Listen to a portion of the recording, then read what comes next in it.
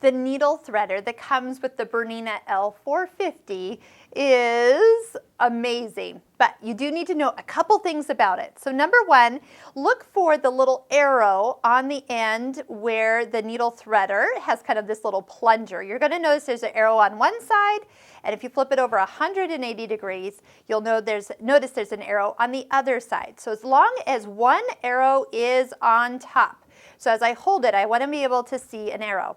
Next, when you take your thread, you want to set it so it's like in his mouth. So if you think of like a horse's bridle goes side to side, and you're going to just lay it in there gently. Don't push it in or try to hold it in there. Now, without thread, let me just show you. As we push gently on the needle, there's a small piece of metal that actually comes out of the needle threader.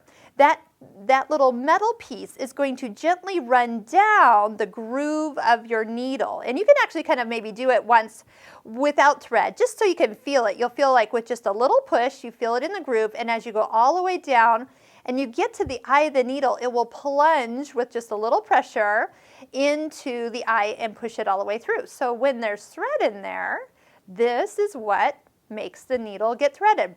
So I usually start about halfway up, gently push on until I feel it stop, with a little pressure, gentle pressure, all the way down, and then when I feel that I'm down to the end of the needle, I push in, and then you can use the little hook to help pull that through. I don't want to like link it here, but here we go. I can pull that right on through. I'm going to come around this side. There we go.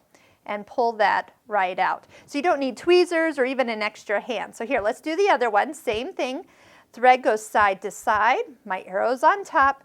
Push the needle threader about halfway onto the needle and then slide down and push in and pull out. There we go. Here we go. And then use the little hook to catch the loop and pull it all the way through. So needles are easy to thread, and you know what I didn't even do, but this does help, is lower the presser foot. That'll give you a little bit more room in there, but as you can see, you can do it with the presser foot up. But definitely get a hang of this. Now, if that little piece of metal does get bent at all, see if you can bend it back into position. So if it's not pushing through, it might get, it's leaning to one side.